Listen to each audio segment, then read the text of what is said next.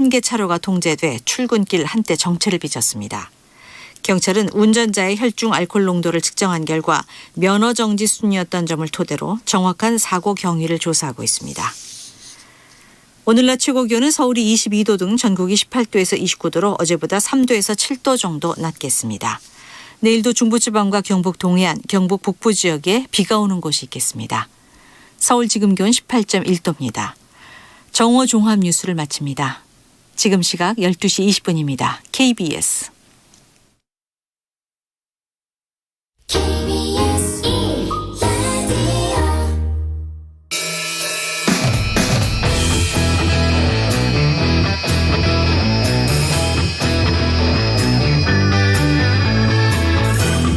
KBS 1라디오 본격 시사 토크쇼 최영일의 시사본부. 안녕하십니까. 최영일의 시사본부 문을 엽니다. 10월과 함께 국정감사가 시작됐죠. 21일까지니까 세 주 중에 벌써 3분의 1이 지나는 상황입니다. 상임위마다 대장동 의혹, 여야 갈등으로 제대로 된 진행이 어려운데요. 자, 여러 가지 정황이 나오는 대장동 개발 의혹의 실체를 밝히는 것 물론 중요합니다. 하지만 정기 국회 기간 중에 한 해 정부 각 부처의 활동이 제대로 잘 이루어졌는지 날카롭게 평가하고 개선점을 찾아서 더 나은 국정을 펼치도록 하는 이 국회 정부 감시 기능 제대로 작동하고 있는가 의문이 듭니다. 자, 대한민국의 행정구역 또 이 개발지구가 대장동만 있는 건 아니잖아요. 300명의 국회의원들이 대장동 이슈에 올인하는 것, 이거 설마 오징어 게임은 아니겠죠?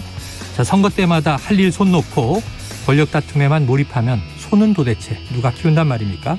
자, 국민들은 일상 지키고 출퇴근 다 하고요. 노동과 육아까지 하면서 세금도 내고 뉴스 보고 시사본부 듣고 그러고서 정당과 후보를 선택하는 판단을 내리는 겁니다. 자, 세금 본전 생각나게 하지 마시고 싸워도 본연의 업무 하시면서 싸우고 선거도 치르기를 바랍니다. 최영일의 시사본부 출발합니다.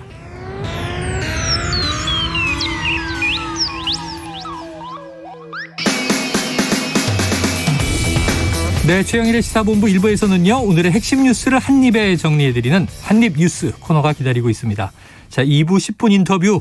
오늘은 이낙연 캠프의 김종민 민주당 의원을 전화로 연결해서 여러 가지 이슈 이야기 나눠보겠습니다. 이어서 진격의 보수 사건본부도 준비되어 있고요. 자, 제가 오늘로 2주째 이 진행을 맡고 있는데 오늘부터 청취율 조사라고 하는 파도를 만났습니다. 초짜 진행자인데 말이죠. 이 난관을 어떻게 헤쳐나갈까요? 자, 02로 이 시작되는 전화 오시면 받아주시고요. 혹시 물어보면 최영일의 시사본부 잘 듣고 있다 말씀해 주시면 됩니다. 사실 이거 여러분께 제가 이렇게 부탁해서 되겠습니까? 제가 열심히 노력해서 자발적으로 선호하도록 만들어야죠.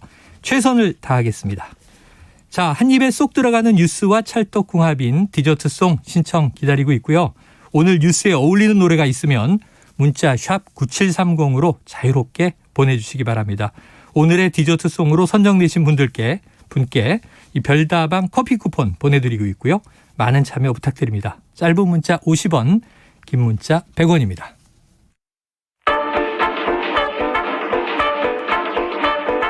최영일의 시사본부 한입뉴스. 네, 오늘의 핵심 뉴스 한입에 정리해드립니다. 네, 항상 한입으로 모자라지만 한입뉴스 시작해보겠습니다. 박정호 오마이뉴스 기자, 우창석 시사평론가 나와 계십니다. 어서 오세요. 안녕하세요. 안녕하십니까? 오늘 비도 내리는데 뉴스가 쏟아지네요. 네. 비처럼 쏟아지고 있습니다. 비처럼. 아니, 비는 촉촉하게 오는데 뉴스가 더 많이 오는 것 같아요. 네. 자, 보죠. 자, 공수처가 이 국민의힘 정점식 의원의 의원실을 압수수색하고 있다. 어떻게 되는 겁니까? 네, 압수수색은 마무리가 됐습니다. 네, 끝났어요. 수사 3부가 오늘 오전 9시 50분쯤 여의도 국회의원회관 정점식 의원실 여기에 검사 수사관 9명을 보냈습니다. 네. 1시간 반 정도 압수수색을 진행을 했어요. 왜 압수수색을 했냐? 정점식 의원실이 지난해 8월에 당시 미래통합당 당무감사실장에게 최강욱 의원 고발장 초안을 전달했는데 이 초안이 손준성 보냄 형식으로 김웅 국민의힘 의원이 당에 전달했다는 이 4월 고발장과 내용과 형식이 판박이인 문건이었다라고 네. 전해지고 있고요. 당무감사실은 이걸 이제 고발에 담당한 조상규 변호사에게 건넨 것으로 이렇게 알려지고 있습니다. 그래서 지금 보면은 검찰에서 수사를 해가지고 공수처에 이제 넘겼잖아요. 고발사주에 관련해서. 그렇죠. 그래서 검사가 연관이 돼 있다 이렇게 얘기를 했습니다. 공수처가 들여다봐야 된다 이건데 이걸 보낸 사람이 있으면은 받은 사람이 있겠죠. 그러니까 입구가 있으면 출구가 있기 그렇죠. 마련이니까 그걸 확인하기 위한 자료 확보 차원이 아니겠느냐 이런 분석이 나오고 있어요. 근데 여기에 대해서 정점식 의원은 좀 강하게 반발을 했습니다. 네네. 아니 이게 김웅 그 의원과 이 고발인 조성은 씨와의 그 문건과 상관이 없다 나는. 상관없다. 전혀 무관하고 그 문서도 우리 의원실에 있을 수가 없다. 이렇게 주장을 했습니다. 그래서 뭐 사무실, 서류, 컴퓨터, 휴대폰 다 검색하고 했는데 빈손으로 갔다. 이렇게 주장을 했어요. 김호 의원도 비슷한 얘기를 일전에 했었는데. 네. 그렇게 했는데 뭐 어쨌든 공수처에서 본 거는 이 김웅 의원과 비슷합니다. 직권남용 혐의, 공직선거법 위반 혐의, 개인정보보호법 위반 혐의 등으로 영장을 제시한 것으로 전해지고 있고요.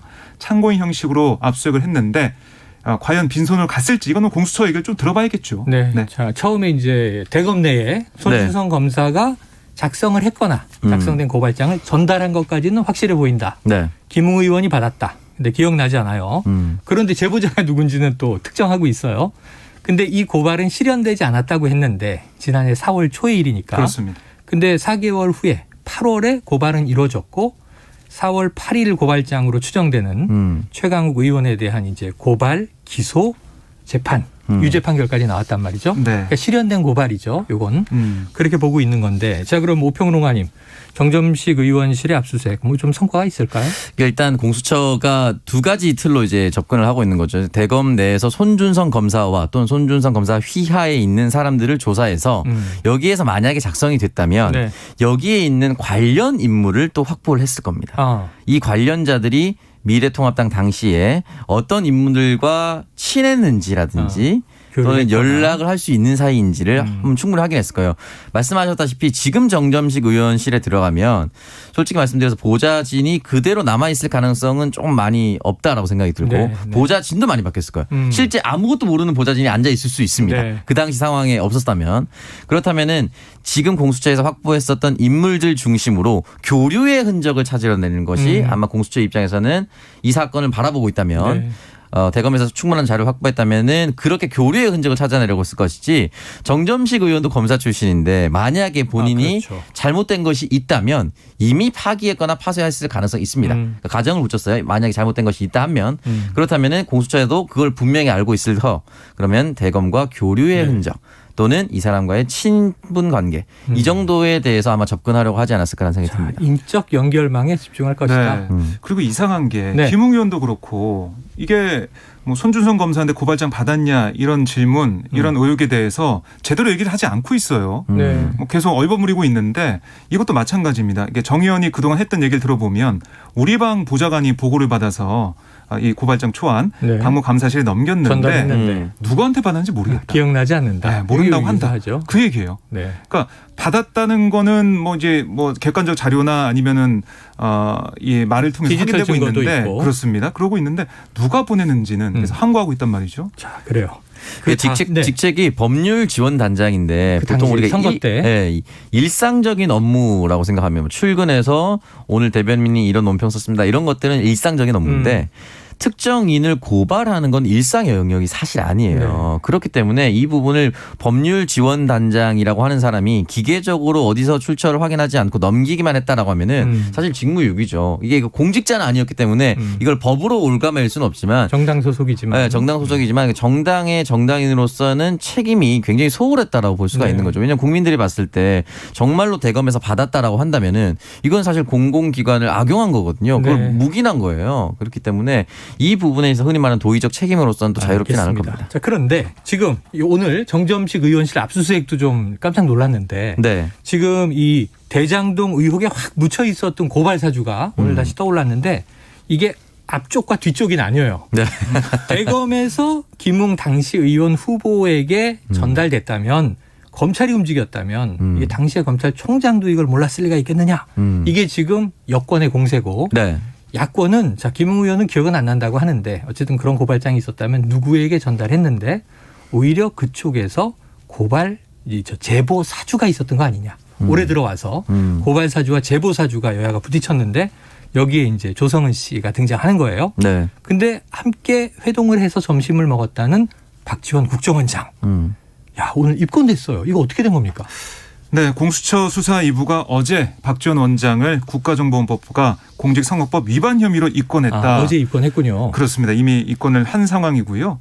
그러니까 이 제보사주 의혹, 그러니까 고발사주 의혹이 나온 다음에 말씀하신 것처럼 뒤에 이제 나왔는데 이 윤석열 전 검찰총장 측이 고발한 그런 사안입니다. 네. 사실을 보면 지난달 13일에 이 박 원장과 이 제보자 조성은 씨 그리고 또 한 사람 성명 불상의 인물 이렇게 3명이 고발 사주 의혹에 관해서 언론사 등에 제보를 모의했다. 이렇게 공수처에 고발장을 제출했죠. 네, 네.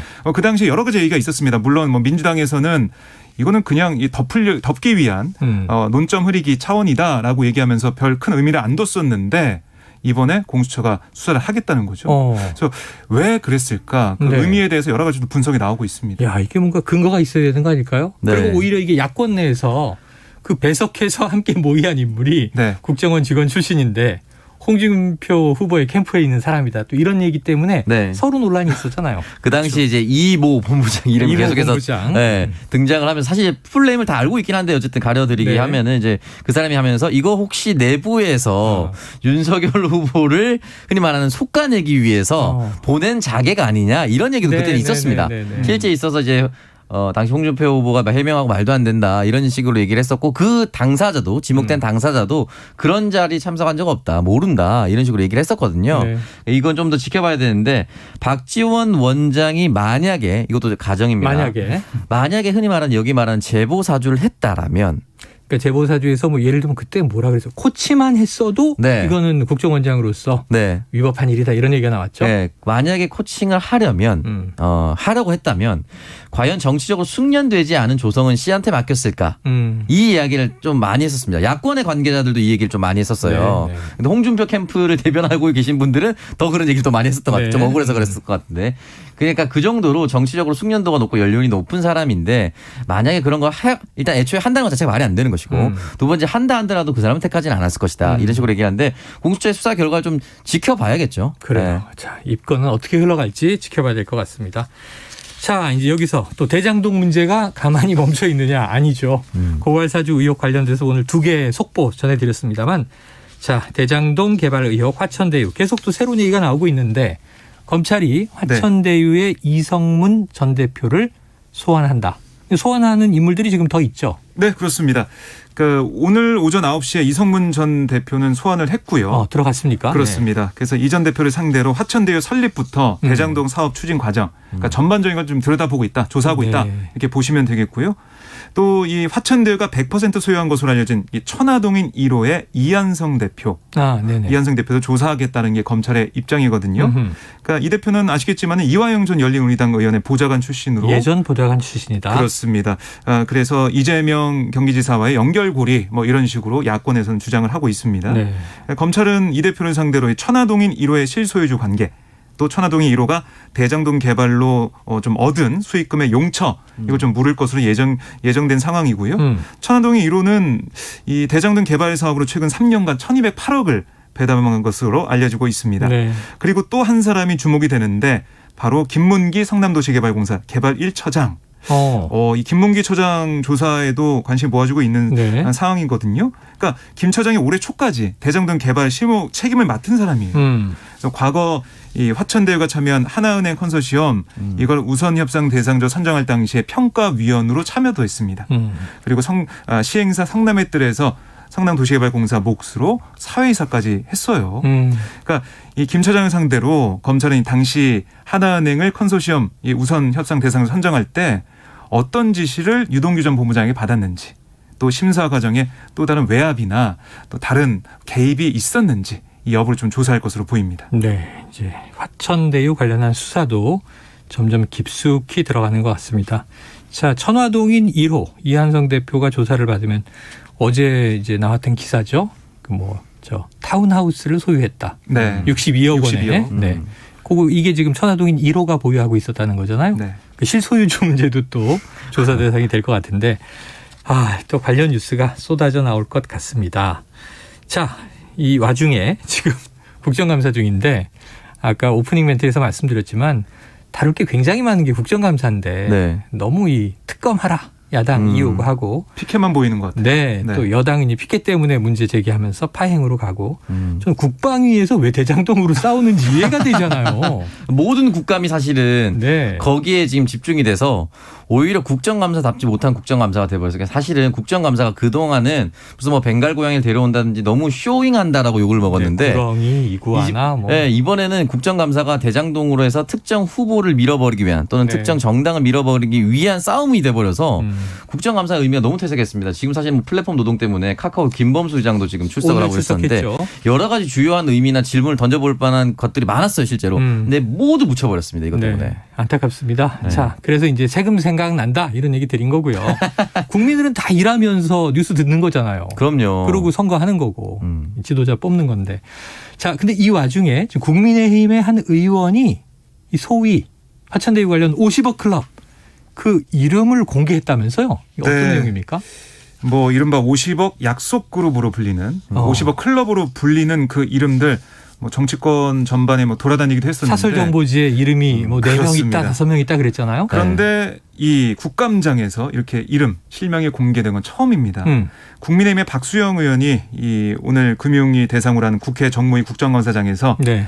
이 대장동 사업 구조를 설계한 정영학 회계사가 검찰에 제출한 녹취록 또 복수의 제보 이걸 토대로 6명 이름 확인했다라고 얘기하면서 6명. 권순일, 박영수, 곽상도, 김수남, 최재경 그리고 홍모 씨 네. 이렇게 6명이 언급됐다고 밝혔어요. 가만히 있죠. 앞에 5명은요 다 법조인이고 우리가 익히 아는 이름이에요. 네네. 권순일 그렇습니다. 전 대법관은 이제 고문 맡았다. 네. 근데 지금 야권에서는 이 권순일 전 대법관이 이재명 지사의 이 무죄에 네. 영향을 준 인물 아니냐, 관계가 아. 있지 않느냐라는 주장인 것이고, 박영수 전 특검은 이제 뭐 다른 사원으로 재직, 네. 그리고 인척 회사가 100억 받았다 이런 얘기 나왔고, 곽상도 의원은 사퇴의 변까지 밝혔습니다. 아들 퇴직금 50억. 네. 김수남 전 검찰총장, 이 최재경 전 민정수석이라고 해야겠죠? 네. 지금 이제 이 박근혜 정부 마지막 민정수석이 되는 거죠. 네. 아, 마지막은 아니고 탄핵 국면에 임명됐다가 마지막은 이제 조대환. 아, 그만두고 나왔죠. 네. 최재경 수석이. 잘 안 보였어요. 이제 탄핵 국면에 들어갔다 금방 많이, 그만뒀어요. 예, 네, 바뀌어가지고. 맞아요. 그때 좀 이제 신망 있는 법조인이 민정실을 맡았다. 왜냐하면 우병우 이제 전 수석 파장이 컸을 때니까. 네, 맞습니다. 그리고 홍모 씨는 왜 이름이 없어요? 이게 예. 네. 흔히 말하는 썰이라고 하죠. 그러니까 네. 특정하기 어려운. 그러니까 박수영 의원은 아마 자료를 확보했다고 했으니까 홍 풀네임을 알 겁니다. 네네. 근데 지금 하마평으로 돌아다니고 있는 이름들이 워낙 많은데 아, 그래요? 확실하지 않아서 방송에서 어떻게 특정하기는 좀 어렵지만 네. 김만배 씨와 관련된 인물일 것이다라고 지금 추측을 하고 있습니다. 아. 그러니까 김만배 씨와 과거에 같이 일했었던 전력이 있거나 네네. 같은 회사를 세우는데 동참을 했거나 아. 그 중에 이제 이름 중에 홍모 씨가 있어요. 그래서 해당 지목된 사람은 벌써부터 난 아니다라고 얘기를 하고 있는데 왜냐하면 김만배 씨 주변에 같이 일했던 홍모 씨가 별로 없습니다. 아, 법조인은 아니고. 네, 그래서 2명 정도 추려지고 있는 상황인데 정치인 중에 홍모 씨가 많은데 후보도 아니시고. 네, 언론 쪽이라고 지금은 돌고 있는데 아, 언론 확실하진 쪽이다. 않습니다. 확실하지 않아서 말씀드리긴 좀 어려운데 어쨌든 국민의힘 박수영 의원이 공개를 해서 조사를 하거나 또는 조사를 한다고 해서 이 사람들이 만약에 적절한 금액, 그러니까 원래 사전적으로 법률적으로 아무런 문제가 없으면 네. 상관이 없는 것인데 중요한 건 이렇게 흔히 말하는 정말 날고 긴다고 하는 대한민국의 법조인들이 다 투입된 네. 프로젝트 아니겠습니까? 그렇다면 도대체 무엇이 두려워서 이렇게 큰 인물들을 데려올 수밖에 없었을까? 하나가 네. 있고요. 두 번째는 이렇게 큰 인물을 데려올 만한 힘이 있는 자는 또 누군가? 말씀하셨다시피 권순일 대법관은 박근혜 대통령 임명했고요. 네. 박영수 특검 역시 박근혜 대통령이 그렇죠. 임명했습니다. 이거 좀 성격이 좀 다르긴 합니다. 네네. 탄핵 관련돼서 박상도도 역시 민정수석이었고요. 김수남 총장이 박근혜 대통령 임명한 14대 검찰총장이었고 말씀하셨다시피 최재경 민정수석도 박근혜 대통령이 임명했기 때문에 모두 임명이 박근혜 대통령 재임 시절에 일어났습니다. 그러니까 만약에 사람을 데려온다면 당시에 박근혜 대통령 또는 보수 인사가 데려오기 쉬운 구조지 당시의 야당이었던 민주당 계열 사람 또는 성남시장이었던 이재명 시장이 데려와서 보험으로 두기엔 좀 어렵지 않나라고 볼 수가 있습니다. 자, 현재까지는. 인적인 연결망이 복잡하니까 네. 앞으로의 파장은 지켜보도록 하고요. 참 많은 사람들의 이름이 쏟아지고 있는데 진실은 무엇인가 궁금해지는 대목입니다. 자, 이 뉴스까지 정리하고 이 시각 지금 12시 39분 교통정보 듣고 오겠습니다. 교통정보센터에 정현정 리포터 나와주세요. 네, 점심시간이 가까워지면서 도로 위에는 작업이 시작된 곳이 많습니다. 먼저 경부고속도로 서울 쪽인데요. 달래내 부근에서 반포까지 10km 구간 정체고요. 추풍령에서 영동까지도 역시 작업을 하고 있습니다. 청송쉼터에서 옥천 4터널 부근까지는 1, 2차로가 작업으로 막혀 있어서 미리 차로 변경하셔야겠고요. 반대 부산 쪽으로는 한남에서 서초까지와 서울 요금소에서 죽전 부근까지 밀리고 있습니다. 더 가서는 남사에서 속도 줄여서 지나고요. 경인고속도로 서울 쪽으로 서인천에서 부평까지 천천히 갑니다. 더 가서는 인천요금소에서 신월까지 제속도 못 내고요. 반대 인천 쪽으로는 부평에서 서인천까지 정체입니다. 서울 양양고속도로 상황은 양양 방향인데요. 화도에서 서종까지 6km 구간 속도 내려가고요. 한편 서울 시내 상황은 강변북로 구리 쪽입니다. 동작대교에서 월드컵대교까지 가시려면 29분 정도 예상하셔야겠습니다. 사고 나지 않도록 안전운전 하시기 바랍니다. KBS 교통정보센터에서 정현정이었습니다.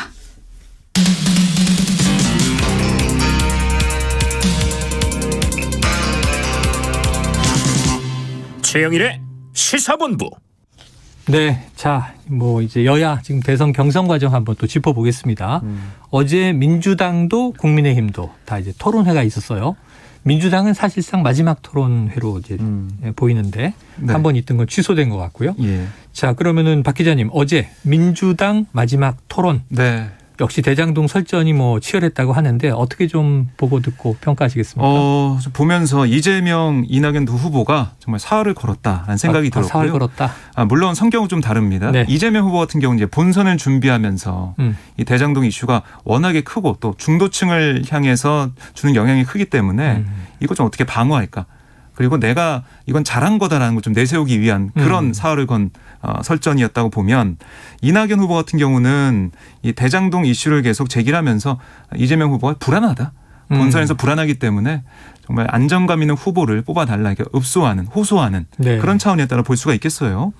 그러니까 이런 거예요. 국민의 분노와 상실감 앞에서 호재라고 말할 수 있냐. 이런 이낙연 호재라고 전에 말한 바가 있었죠. 그렇습니다. 후보의 비판이 있었고 이재명 후보는 아니 5천억이라도 환수했지 않냐. 국민의힘 그 계열의 그쪽 사람들의 반대를 뚫고 환수한 건 당연히 이건 성과 아니겠느냐 이렇게 반박을 했어요. 그리고 이재명 후보가 역공에 나서면서 아니 이낙연 후보가 총리하는 동안 집값이 폭등했다. 그것 때문에 개발업자 이익이 늘어난 거다. 그러니까 네. 책임을 총리였던 이낙연 후보를 향해서는 겨냥한 그런 모습이었고 그러면서 이런 얘기도 있었어요. 아니 이낙연 후보님은 민주당 소속 아니냐. 국민의힘이 부당이익을 취한 게 핵심인데 그 얘기는 안 하고 내부에만 자꾸 문제를 제기하는 게 답답하다. 이런 얘기까지 했습니다. 왜 이제 본인은 국민의힘 게이트라고 주장하는데 네. 같이 이제 야당이 맞서지 않고 나를 네. 공격하느냐. 그런 얘기에 대해서 이낙연 후보는 짧게 정리해드리면 네. 2018년부터 집값과 땅값이 올랐다는데 설계 같은 이런 것들은 그 이전에 이뤄진 거 아니겠느냐. 네. 그러니까 나의 책임은 좀 줄어든다. 이런 취지의 반박을 했습니다.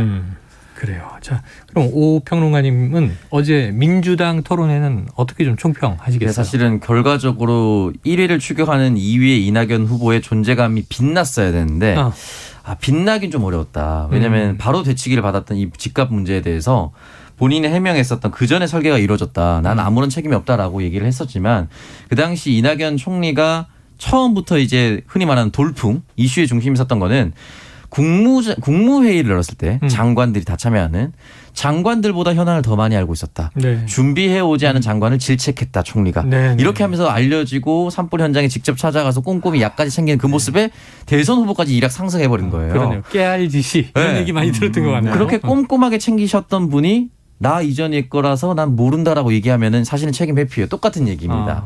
그러니까 그게 설령 나와 진짜 무관하더라도 이재명 후보처럼 내가 유동규와 친분은 없지만 도의적 책임이 있다라고 얘기하는 선에서 마무리됐으면 비슷한 케이스가 될 텐데 공격은 공격대로 하고 똑같은 공격이었을 때 나는 상관이 없다라고 해보면 사실 이게 상당히 국민들이 바라봤을 때는 어이가 없거든요. 그리고 국민들이 바라봤을 때는 굉장히 아픈 얘기인데 저도 여전히 부동산에 대해서 약간 분노를 하고 있는데 기본적으로 전 국민에게 부동산을 가지지 못하게 된 이 현 상황보다 대장동이라는 이슈는 굉장히 작습니다. 네. 그러니까 전국토에 미친 영향과 대장동 일부에 미친 영향이 좀 다르거든요. 그렇죠. 그렇기 때문에 대장동을 아무리 키우면 키울수록 부동산에 대한 문제는 전국토에 있는 온 국민이 더 화를 낼 가능성이 높아요. 그래서 이슈에 크게 좀 달랐던 부분이 조금 아쉬웠고 이 부분을 건드리고 나서 제가 지난주에도 말씀드렸는데 대장동을 건드릴 거면 건드리고 나서 나의 부동산 공약은 이렇고 앞으로 개발할 때는 공공이익 환수를 어떻게 하겠습니다까지 나왔으면 네. 이건 이낙연표 정책과 공약이죠. 이 부분이 도드라지지 않았습니다. 그게 조금 이낙연 지지자들로서도 굉장히 좀 아쉬운 부분이 아니었을까. 아니, 나는 다릅니다라고 보여줘야 되거든요. 이런 주옥 같은 컨설팅을 토론에 전해 주셔야죠. 어제 마지막 토론회 끝났는데 지금 그러시면 들으시는 이낙연 후보는 얼마나 또 공약 발표할 시간 아쉽겠어요. 아직 있습니다. 근데 어쨌든 어제 2위 후보가 좀 추격전에 드라이브를 네. 걸었어야 되는데 좀 인상적이지 못했다 이런 평가하신 거예요. 그러면은 이제 다가오는 주말이면은 민주당은 경선 끝 아닙니까? 이제 수도권을 돌고 하면 이제 끝인데 네. 현재로서는 저희가 그런 얘기 하잖아요. 프로야구에 1위를 하고 있는 팀에게 매직 넘버란 얘기를 합니다. 네, 그렇죠. 그러니까 몇 승만 하면 2위가 몇 승을 하든 네. 아무 상관없이 1위가 그냥 우승한다는 그게 걸 매직 넘버라고 과반이죠, 하는데 지금은. 이재명 후보에게 약 16만 표 정도를 매직 넘버라고 얘기하는 언론들이 나타났어요. 그러니까 투표율이 약 절반 더 정도라고 득표하면 가정했을 때 그럼 과반을 넘는다는 거죠. 71만 표 이상이 된다. 이 상황 자체가 매직 넘버가 나왔다는 것 자체가 사실은 2위 후보에 굉장히 암울한 상황입니다. 그리고 수도권에게 뒤집을 만한 내용은 없고 다시 말씀드렸지만 수도권과 비수도권 인구를 나눴을 때 수도권 인구가 비수도권을 넘어선 것 그리고 그 수도권에 있는 사람이 여전히 부동산에 대한 분노를 느끼고 있다는 것.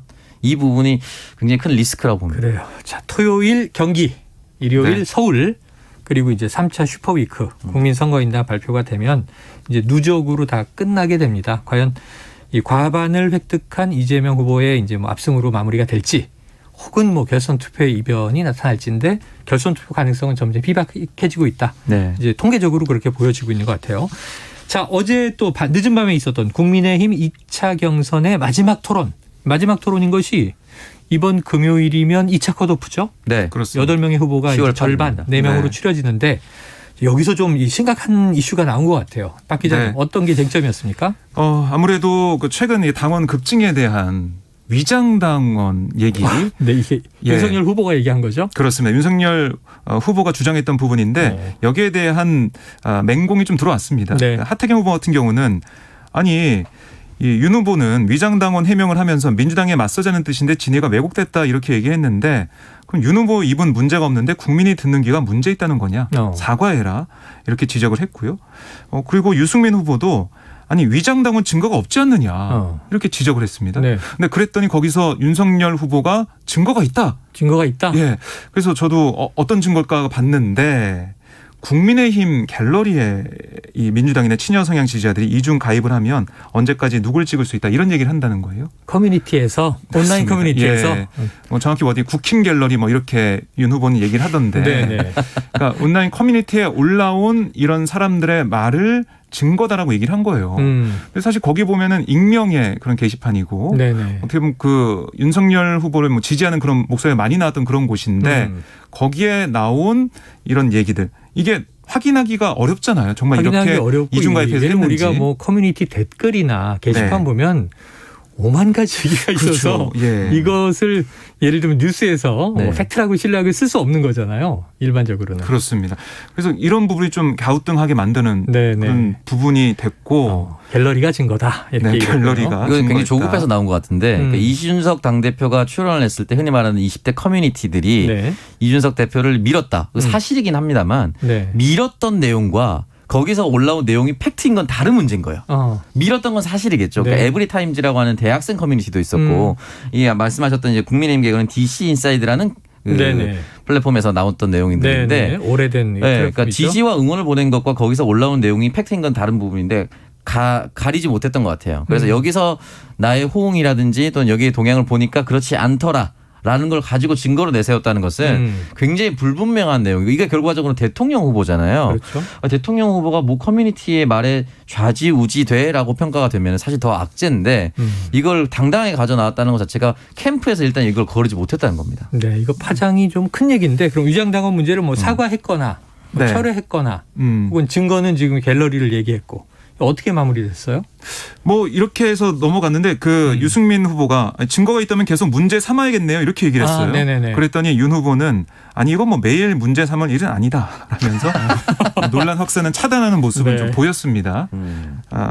그리고 어제 계속해서 여러 가지 얘기가 나왔는데 그중에 유승민 후보가 네. 무속 주술 논란이 제기했어요. 아니 저도 그 대목을 좀 보니까 네. 여러 명의 누구 아십니까? 누구 아십니까? 하더라고요. 네, 그래서 뭐 누군 안다, 누군 모른다 이렇게 네네. 얘기를 했는데 그 중에서도 유승민 후보가 아니 윤석열 후보님 뭐 부인 장모님이 역술인 무속인을 자주 만나냐 이런 질문이 있었어요. 네네. 그랬더니 윤석열 후보가 저는 뭐 그런 역술인들을 잘 안 만난다.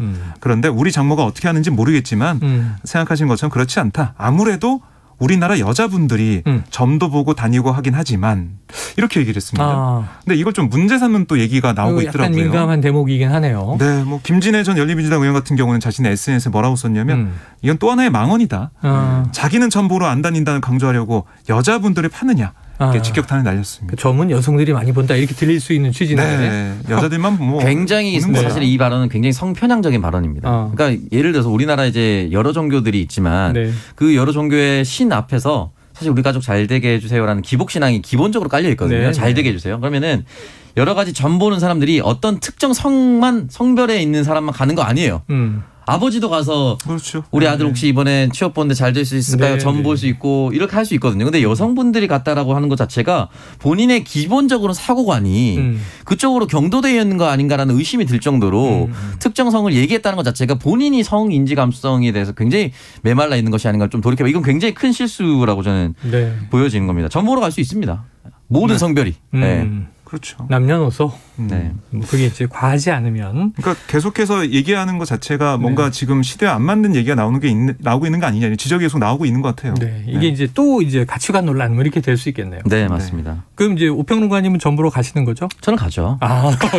너무 쿨하게 인정하시는데요. 아니, 가끔씩 네. 궁금한 재밌잖아요. 그러니까 신년이나 그래요. 연말쯤에 재미로 보는 거죠, 재미로. 거기다 또 젊은 층들은 뭐 이렇게 카페 같은 데서 타로 같은 거 요즘 많이 맞아요. 요즘 사주 네, 카페가 굉장히 사주 인기 카페, 많아서 네. 다만 저는 뭐 손바닥에 뭐 손가락 뭐 글자를 쓴다거나 뭐 부적을 구매하거나 그러지는 자, 않습니다. 이제 맹신하면 문제가 생기고 재미와 참고로는 뭐 많이 요즘 보시는 것 같아요. 제일 인상적이었던 건 어제 네. 안상수 후보가 예. 토르 방망이를 들고 와서 이렇게 휘두르는 모습이 저 있었어요. 어벤져스 토르 그 큰 방망이 네. 망치를 들고 와가지고 이렇게 흔들면서 사진도 찢었죠. 네? 사진도 찢은 걸로 알고 있는데. 그랬나요? 네. 그게 너무 인상적이어서 네. 민주당 이 경선 보다가 국민의힘 경선 이 토론을 보면 우선 재밌다 이런 생각이 들더라고요. 안상수 후보 조금 이제 이 좀 뭐랄까요 발언이 격하다. 네. 좀 방송에서 과하다 이런 생각이 드는데 그 캐릭터의 어떤 인상적인 네네. 효과는 각인시키는 것 같아요. 네. 자 4등 누가 합니까? 갑자기 저는 흥행을 위해서 안상수 네. 후보를. 흥행을 위해서 지금 뭐 이제 황교안 후보 또 누구예요? 이제 최재형 후보, 원희룡 후보, 거기 네. 또 뭐 하태경 황교안. 후보 반드시 4등으로 만들어 달라. 네. 지켜보도록 하죠. 자, 오늘 두 분 말씀은 여기서 정리될 것 같습니다. 안타까운 게 데이트 폭력으로 가족이 사망한 내용을 방송한 기관사가 업무 배제됐다는 소식이 있는데 이건 다음에 이제 시간이 있을 때 좀 다뤄야 되겠습니다. 오늘 두 분 말씀 고맙습니다. 감사합니다. 고맙습니다. 네. 자, 오늘 디저트송 발표 드리고 1부를 마무리해야 되겠습니다. 자, 오늘 디저트송은요. 9693님이 신청해 주신 노래인데 럼블피쉬의 I go. 영어로 I go. 나 간다. 우리말로는 아이고 이런 또 이제 한탄하는 소리가 되기도 하는데 이렇게 말씀 주셨어요. 피 터지게 싸우는 정치권 아이고 소리 절로 나네요. 자 9693님 별다방 커피 쿠폰 보내드리면서 1부 마무리하고 저는 2부로 돌아오겠습니다. 잘 살아보자고 남들 때 이래도 주위에선 그저 요령 없는 거라고 두 눈이 퀭하도록 밤새고 길을 써도 아이고 앞뒤 안 가리고 사랑 찾아 떠나고 친구들은 모두 나를 뜯어말리고 허리가 휘어지게 청주고 다 바쳐도 아이고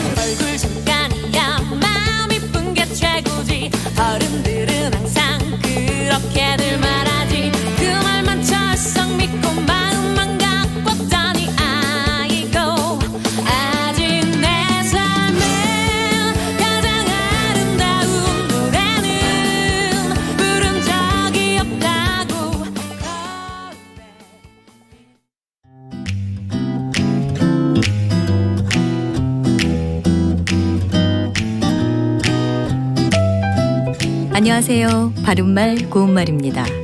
이 방송 프로그램 중에 음식점 가운데 맛도 좋고 가격도 싼 곳을 소개하는 것들이 있죠.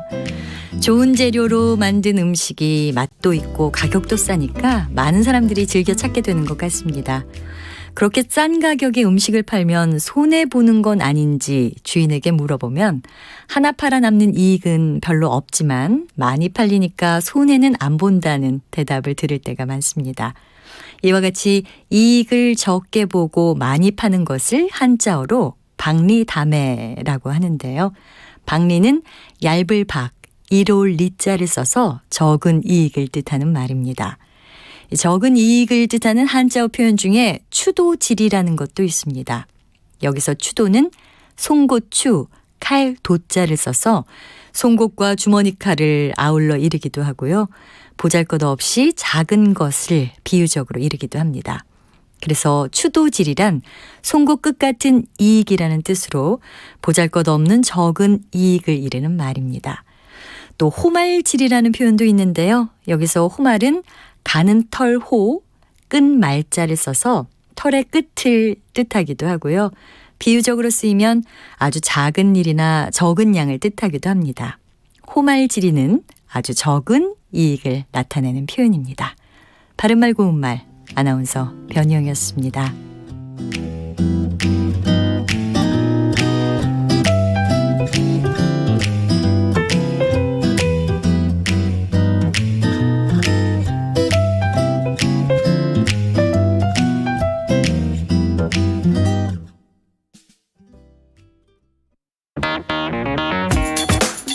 시선은 뜨겁다. 조직적으로 움직였다는 의심이 드는 사건입니다. 아니 정치 권력이 더 두 번째는 세죠. 뭐냐면 정말 진짜 그건 지금 김영남 의원 때론 차갑게 식혀야 할 때도 있다. 그러니까 너는 죄가 있어. 이렇게 판단하는 건 잠시만요. 아니죠. 제가 아까 말씀드렸잖아요. 이제 그만 문제라고. 제가 끊고 가겠습니다. 시사는 시원하다. 이처럼 소가 화장실을 이용하면 배설물을 한 곳에서 처리할 수 있으니까 온실가스 배출량을 획기적으로 줄일 수 있다고 하는군요. 시원한 바람처럼 기분 좋은 소식이 있다. 시사의 핫앤쿨 KBS 1라디오에 다 있습니다. 평일 저녁 7시 20분 정준희 교수의 KBS 열린 토론, 평일 밤 10시 5분 김성환의 시사야. 많은 청취 바랍니다.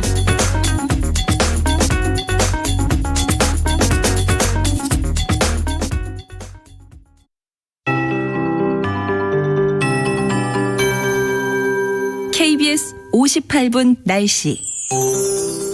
오늘도 지역별로 날씨가 다릅니다. 중부지방과 동해안은 흐린 가운데 비가 오는 곳이 있고 남부지방은 맑은 하늘이 드러나 있습니다. 지금 비는 주로 강원 영동과 경북 동해안을 중심으로 내리고 있고요. 서울 등 그 밖의 중부지방은 약한 비가 오락가락하거나 빗방울이 떨어지고 있습니다. 낮 동안은 비가 소강 상태를 보이는 곳이 많겠지만 밤에 다시 비구름이 활성화되면서 중부지방은 내일까지 비가 내렸다 그쳤다를 반복하겠습니다. 내일까지 예상 강수량은 경기 동부와 강원도, 경북 동해안은 10에서 40mm, 수도권과 충청도, 울릉도 독도와 경북 북부 내륙은 5에서 10mm 정도가 되겠고요. 동해안 지역은 동풍의 영향으로 토요일까지 흐리고 비 오는 날씨가 계속 이어질 전망입니다. 반면 남부지방은 지금 맑은 날씨 속에 기온이 크게 올라 덥습니다. 오늘 예상 낮 최고 기온은 강릉 19도, 서울 22도, 대구 26도, 대전, 부산 27도, 제주 28도, 광주 29도 등으로 남부지방은 오늘도 평년 기온을 2도에서 4도 정도 웃돌며 늦더위가 이어지겠습니다. 한편 오늘 밤부터 내일 아침 사이에 남부 내륙에는 안개가 짙게 끼는 곳이 많아 교통안전에 주의하셔야겠습니다. 현재 서울의 기온은 18.3도입니다. 송소진입니다.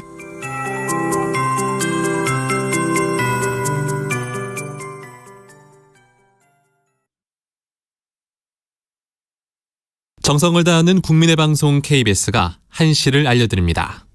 AM 711kHz, FM 97.3MHz, KBS 1라디오입니다. HLKA.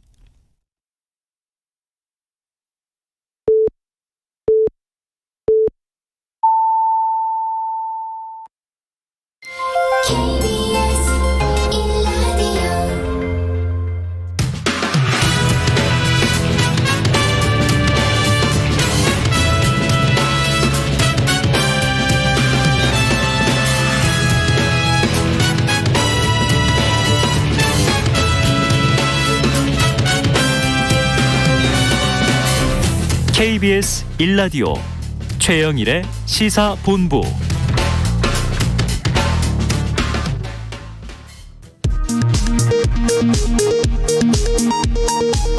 이 시각 라디오 정보센터 뉴스입니다. 정은경 질병관리청장은 접종 간격을 단축하고 잔여 백신을 활용해 10월 중 국민 70% 접종 완료를 신속하게 추진하겠다고 말했습니다. 국내 코로나19 4차 대유행이 현재 수준보다 악화할 경우 이달 말 일일 신규 확진자가 5천 명 안팎까지 늘어날 수 있다는 전망이 나왔습니다. 국민의힘이 오늘 공개한 화천대유 50억 클럽에 이름이 들어간 법조인들이 사실무근 황당하다며 법적 조치에 나설 뜻을 밝혔습니다. 부산지검은 4대강 관련 국정원 민간인 사찰 지시 의혹을 받는 박형준 부산시장을 선거법 위반 혐의로 기소했습니다. 여한구 산업통상자원부 통상교섭본부장이 현지 시간 5일 프랑스 파리에서 캐서린 타이 미국 무역대표부 대표와 양자회담을 열고 미국의 반도체 공급망 자료 요청에 대한 우리 측의 우려를 전달했습니다. 지금까지 라디오 정보센터 조진주였습니다.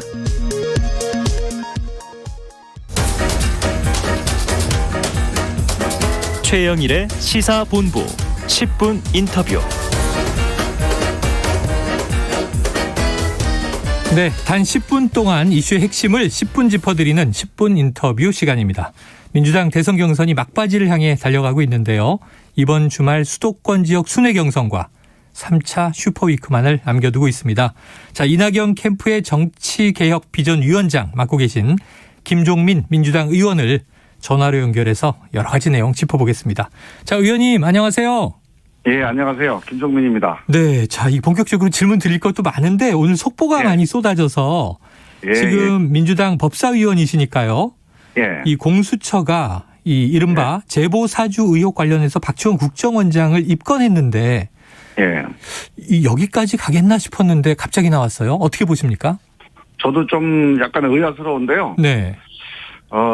제보 사주라고 하는 개념 자체가 일단 성립이 가능한 거냐. 네.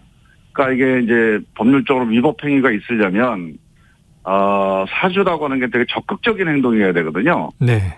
그러면 예를 들어 제보를 그냥 권유했거나 아니면 상의하는데 거기에 대해서 뭐 상담을 해줬거나 이거 갖고 우리가 사주했다고 할 수는 없을 거고 뭔가 사실관계나 자료 같은 걸 뒷받침해주면서 네가 해라 이렇게 시킨 거란 말이죠. 네네.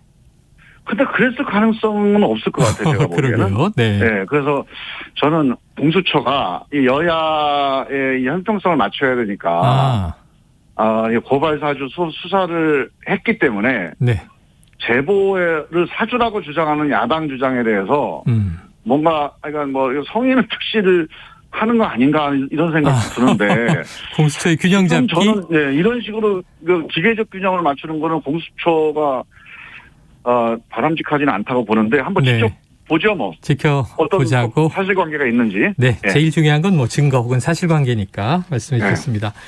자, 어젯밤으로 가보겠습니다. 민주당 대선 주자들의 마지막 TV 토론회가 있었다. 이렇게 이제 일부 저희 뉴스에서도 분석을 했는데요. 자, 어제 마지막 TV 토론인 만큼 뭐 불꽃이 튀었다 이런 이야기가 나왔습니다. 자, 이낙연 후보께서 이 대장동 의혹 관련해서 적극적인 해명을 이재명 후보 쪽에 요구를 했어요. 자, 어제 토론회 이후에 끝나고 이낙연 후보가 혹시 어떻게 좀 평가를 하시던가요, 스스로 자평을? 글쎄, 뭐 따로 평가를 제가 들어보진 못했고요. 네. 이제 그 토론회와 관련해서는 이런 자세입니다. 끝까지 최선을 다한다. 그러니까 지금 약간 이제 55대 35 그렇죠. 해서 격차가 많이 벌어져 있으니까 뭐 경선이 끝난 거 아니냐 이렇게 이제 보는 분들이 많이 있어요. 네. 그런데 우리가 이제 뭐 축구 경기를 보더라도 점수차가 나더라도 점수차 난다고 경기를 설렁설렁하고 잘 안 뛰고 하면 그렇죠. 그 보기 안 좋다고요. 맞습니다. 그 실제로 최선을 다하다 보면 남은 시간 3분 5분 사이에 평상시에는 어려운 그런 골이 날 수도 있는 거예요. 네. 그래서 저는 뭐 격차가 좀 벌어졌다 하더라도 최선을 다해서 짚을 건 짚고 또 주장할 건 주장하고 하는 게 저는 바람직하고 좀 맞는 자세다 이렇게 생각하고요. 네. 근데 이제 대장동 문제를 왜 그렇게 좀 강하게 얘기하느냐 이렇게 이제 불만도 이제 얘기를 해요. 네, 지지층 내에서. 네네. 근데 저는 그거는 맞지가 않다고 보고 대장동 문제에 대해서 이제 저는 조심해야 될 거는 사실이 확인이 안 된 의혹을 정치적으로 부풀려서 표를 얻으려고 하는 거. 네. 이게 전형적인 이제 안 좋은 네거티브거든요. 네네. 근데 이런 의혹을 부풀리게 하는 걸 하지 않되 기본적으로 현재까지 나온 사실을 근거로 한 문제 제기는 좀 엄격하게 할 필요가 있다. 네. 특히 제가 걱정하는 거는 이재명 후보가 지금 현재 1위도 달리고 있고 또 만약에 후보가 되면 이건 이재명 후보의 문제가 아니라 민주당의 문제가 돼버리잖아요. 그런데 저는 돈을 안 받았거나 비리에 연루되지 않았다라고 하는 거는 저는 믿습니다. 그럴 가능성은 별로 없다고 판단하고 있어요. 예. 그런데 이 사업 전체가 알고 보니까 뭐 대단한 무슨 치적이다 또는 성공한 사업이다 이렇게 얘기를 하는데 네. 알고 보니까 수천억의 비리 사업이 돼 있는 거예요 지금. 그러면 이 사업 전체의 설계와 승인, 진행 이런 과정에 이 성남시가 책임을 어느 정도 느끼지 않을 수가 없어요. 국민들이 보기에 그건 왜 이런 식으로 이렇게 비리의 복마전을 만들어놨냐 이런 이제 항의 같은 게 생길 수가 있는 건데 네. 그 점에 대한 책임감 또는 책임지는 자세, 좀 겸허한 자세, 저는 이런 게 이 문제를 돌파할 수 있는 자세라고 보거든요. 알겠습니다. 이건 성공한 거다, 나는 관계없다, 네. 이렇게 나가버리면 오히려 국민들이 보기에 상당히 안 좋게 볼 수도 있는 민주당의 문제가 될 수도 있는 거죠. 네, 민주당의 문제가 될 수 있고 국민 눈을 의식해야 한다. 그래서 이제 왜 그걸 또 굳이 호재라고까지 이야기했느냐 하는 공방도 있었습니다만. 그런 것들이 이제 안 맞는 거예요, 국민 네. 정서하고. 네. 이게 호재는 아니죠, 누가 봐도. 우리 민주당 시장이 관리하고 승인한 사업에서 수천억대의 비리 혐의가 지금 밝혀지고 있는 건데 네. 우리 민주당 시장이 그걸 승인하거나 아니면 민주당 시장이 그거를 뭐 설계하거나 거의 개입되지 않았다 하더라도 네. 결과적으로 여기에 대한 책임에 대해서 우리가 그래도 겸허한 자세를 가지고 이거에 대해서 정말 뭔가 미안하게 됐다 이런 자세를 가지면서 네. 하지만 우리가 여기에 비리에 개입된 건 없으니까 오해하지 마라 또는 오버하지 마라 이렇게 야당에 경고도 하고 알겠습니다. 이런 자세로 가져야 되는데 이게 민주당에는 오히려 호재다 아니면 성공한 사업이다 이렇게 가는 거는 네. 국민 정서나 아니면 이 대장동 관련된 사실관계하고 좀 안 맞아요 지금. 네, 어떤 이제 사안을 대하는 태도 같은 것을 지금 지적해 주신 것 같아요. 지금 유동규 전 본부장이 결국 구속되고 이제 이재명 후보 유감 표명도 있었는데요. 자, 아까 말씀하실 때 그냥 의혹을 부풀려서 표를 얻으려고 하면 그건 네거티브지만 근거 있는 내용을 가지고 나중에 민주당의 문제가 될 수도 있기 때문에 지금 이제 굉장히 좀 조심해야 되는 상황이다라고 말씀 주셨어요. 예전에 이낙연 후보가 할 말을 자제하고 있다 이런 표현을 쓴 적이 있거든요. 혹시 이 대장동 개발 의혹 관련해서 캠프 쪽으로 뭐 제보가 계속 들어오는 것들이 있습니까? 글쎄 뭐 저는 개인적으로는 모르는데 이제 이 캠프의 뭐 의원들이나 아니면 캠프에 이제 누가 책임자한테 제보가 들어오더라도 그걸 다 같이 공유하거나 회의 때 얘기하거나 그러진 않죠. 네네. 그래서 이제 여러 가지 얘기가 들리고는 있어요. 그게 이제 주로 언론사 기자들 통해서도 나오는 얘기가 있고 네네. 또는 이 사건 관련자들이나 조금 옆에 지켜보던 분들의 제보도 있을 거고 그런데 저는 기본적으로 만약에 확실하게 믿을 만한 그리고 근거가 그런 제보나 팩트가 들어온다면 그거를 캠프가 무슨 정치적 고려를 가지고 이거를 뭐 발표할까 말까 이렇게 고민할 필요는 없다고 보거든요. 그래서 지금 뭔가를 들고 있는데 여러 가지 정치적 고려 때문에 얘기를 안 하고 있다. 이렇게 보시는 거는 그건 사실이 아니고요. 사실 아니다. 다양한 얘기들이 오고 있지만 대개 그게 사실관계가 아직 불확실하거나 아니면 확실하게 이제 신빙성이 확인이 안 된. 그래서 결국은 검찰이나 경찰의 수사를 통해서만이 최종 확인될 수 있는 그런 내용들이 대부분인 것 같아요. 그래요. 자, 오늘도 뭐 야당 의원은 50억 약속 클럽 6명의 이름을 또 공개하기도 했고요. 그리고 이준석 대표가 이 자리에 나와서 인터뷰를 했었는데 이 대장동 의혹의 스모킹건이 될 수 있는 내용을 이낙연 후보 캠프가 가지고 있을 것이다. 이런 또 추정을 했어요. 그래서 이제 궁금하기도 했고 어제는 또 이 국민의힘 김은혜 의원이 국감장에서 내 말이 이재명 말이다라고 하는 유동규 씨의 녹취록을 공개하기도 했습니다. 그래서 이제 이런 사안들에 대해서 궁금했었는데 지금 이준석 대표가 이낙연 후보에게 직접 이제 방송을 통해서 물어본 것이 특검 필요성에 대한 입장을 밝혀라 이렇게 얘기했어요. 혹시 어떤 입장이십니까? 그러니까 그것도 정말 원칙적으로 이런 건 잘 다뤄야 돼요. 네. 원칙에서 어긋나기 시작하면 진짜 정치 싸움이 돼버리면 그렇죠, 맞습니다. 국민들이 얼마나 이 비리 자체도 화가 나는데 그걸 가지고 정치권이 또 정치적인 공방만 벌이면 얼마나 더 화가 나겠습니까? 네네. 저는 기본적으로 지금까지는 이 사건 관련자들이 이 그 성능개발공사 책임자와 뭐 서로 기획을 해서 이 비리 구조 내지는 과도한 수익 구조를 짠 거 몇 가지가 지금 사실관계에서 추정될 수 있는 범죄 행위죠. 그렇죠. 여기에 예를 들어서 성남도시개발공사의 대표 권한대행이 개입했다고 해서 특검할 수는 없잖아요. 특검은 그런 정도 수준의 공직비리를 수사하는 그런 제도가 아니거든요. 네. 최소한 뭐 국회의원이라든가 아니면 뭐 정권 핵심이라든가 쉽게 그러면 이재명 후보가 직접적으로 연관돼 있다라고 하는 내용이 나오기 전에는 특검은 정치 공세일 수밖에 없어요.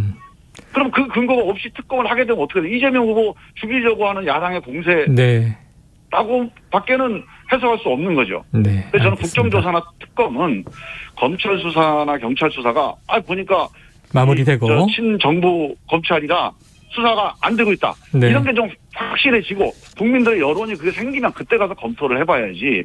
지금 수사 지금 시작한 단계에서 특검 가자. 그런 거는 약간 대선 앞둔 정치 공세다. 그래서 반대하는 거죠. 네, 자 의원님 시간은 다 갔는데 그래도 끝으로 짧게요.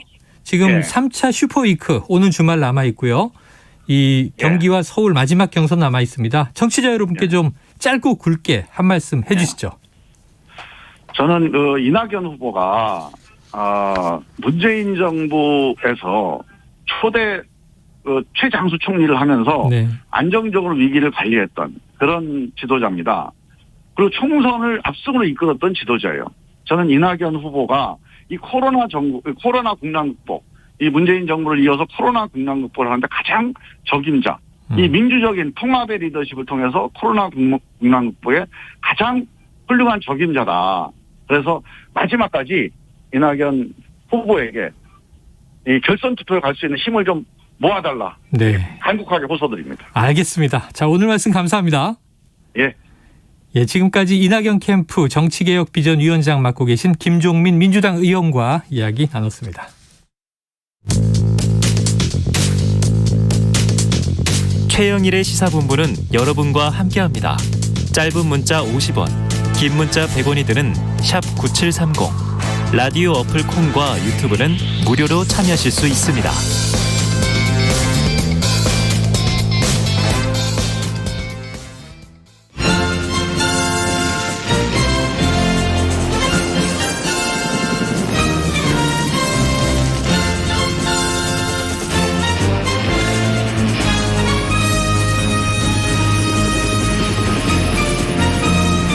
네, 새는 좌우의 날개로 난다. 매주 수요일에는요, 보수의 시각으로 현안을 들여다보는 진격의 보수 코너가 마련돼 있습니다. 진격의 보수. 네, 매주 야당 중진들을 돌아가면서 한 분씩 저희가 모시고 있는데요. 자, 오늘은 이현주 전 의원 나오셨습니다. 의원님 어서 오세요. 네, 반갑습니다. 네. 저 중진이 됐나요? 아유, 그래도 아니 원로는 결코 아니시고 중진급은 되시지 않습니까? 네. 계속 젊고 싶습니다. 네. 그래서 오늘 이제 이 보수 정치 관련해서 고견을 또 많이 들려주셔야 됩니다. 네. 자, 전에 책을 출간하셨어요. 네. 이 제목이 나는 왜 싸우는가? 네. 이게 파이터 근성이 보이는 책인데, 그러니까 보수 여전사 이런 별명도 붙으셨고, 자, 이 32만 구독자를 가진 또 유튜버시기도 합니다. 네. 자, 유튜브에서는요 많은 분들이 센 언니 느낌은 아닌데 그런 얘기를 하던데 요즘 좀 어떻게 달라지신 거예요? 아니 원래 유튜브라는 게 그렇잖아요. 이렇게 조근조근하게 대화하듯이. 그렇죠. 연설할 때하고 유튜브로 대화하는 거랑 다르죠. 일방적인 연설은 아니다. 네, 그렇죠. 의원님의 유튜브는 주로 청취자들, 시청자들과 대화하는 방식으로 네네. 함께 고민하고 이 토론하면서. 네. 그리고 또 지금은 사실은 이제 문재인 정권 초기하고 지금하고 많이 다르죠. 그때는 사실 이제 워낙 막 80%의 지지율. 맞아요. 그러니까 뭐 아무리 얘기해도 이게 먹히지가 않으니까 맞아요. 이게 좀 약간 악쓰는 것처럼 되는 어쩔 수 없이. 네네. 정치적인 지형이. 네. 근데 이제 지금 같은 경우는 뭐 사실 제가 막 그렇게 얘기 안 해도 너무 많은 분들이 얘기하고 계시기 때문에. 거기다가 정권 교체 의지가 네. 뭐 과반을 넘나드는 여러 네. 기사들이 나오고 있어요. 그래서 오히려 요즘에는 제가 오히려 막 왜 그렇게 합리적이 됐어? 왜 그렇게 온건해졌어? 오히려 저보고 네. 막 지지자들이 좀 세게 해야 되는 거 아니야? 막 그러고 있어요. 의원님은 변하시지 않았는데 정치 환경이 네. 문재인 정부 초기와 지금 네. 후기 네. 많이 달라져서 네. 원래는 합리적인 분이신 거죠. 그렇죠. 저는 사실은 민주당에 있을 때도 그렇고 굉장히 네. 중도적인 입장이었죠. 항상. 그렇죠. 네. 자, 그리고 또 한 분이 지금 나와 계십니다. 아직 입을 못 대고 계신데. 네. 언제 들어가야 되나 기다리고 있었습니다. 지옥에서 온 팩트체커. 별명은 또 무시무시해요. 헬마우스 임경빈 작가 진행을 도와주기 위해서 나와 계십니다. 어서 오세요. 안녕하세요. 의원님께서 이제 31만 유튜버신데 이제 저는 이제 13만 유튜버. 네, 2만이에요. 사실. 32만. 죄송합니다. 역시 예리하시네요. 지금 정말 잘 말씀해 주신 게 이게 유튜브라는 매체 자체가 이 관계 중심으로 돼 있는 미디어 그렇죠. 특성을 갖고 있거든요. 그 부분에서 정말 잘 짚어주신 것 같아요. 제가 이제 별명이 이제 헬마우스다 보니까 네. 디테일을 파고드는 악마는 디테일에 숨어 있다고 하지 않습니까? 네. 그 악마가 접니다. 디테일에 숨어 있다가 네, 열심히 따져보겠습니다. 자, 적절할 때 툭 튀어나와 주시길 기대하면서요.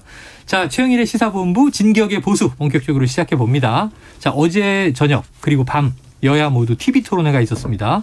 국민의힘은 특히 최종 후보를 이제 4명으로 줄이는 네. 2차 컷오프가 오는 금요일이니까 네. 마지막 토론이었는데 어제 토론회 상황을 한번 좀 육성으로 들어보고 이야기 나눠보겠습니다. 오늘은 부적 없죠? 오늘요? 네, 오늘은 없죠? 부적은 뭐 그게 부적이라고 생각을 했으면 제가 알겠습니다. 손바닥에 그러고 다녔겠습니까? 고발 사주와 관련해서 손준성 검사가 구속되면 윤 후보는 어떻게 됩니까? 똑같이 직무상 상하관계고 그런 걸 시킬 이유가 전혀 없는 상황이라고 제가 수차 말씀을 드렸는데 위장다운 문제에 대해서는 증거는 없으신 거죠? 증거가 여기 있습니다. 국힘 갤러리에도 지금 여기 그 민주당 그 친여 그 성향의 그 지지자 이런 분들이 상당히 지금 이중가입을 하면서 입에 차마 옮기기도 힘들어요. 뭐 지을 하던 놈이다. 또 뭐 그런 욕설을 하지 않나. 뭐 정리해달라 이 소리는 했어요. 도대체 토론을 하려고 힘들어서 못하겠다.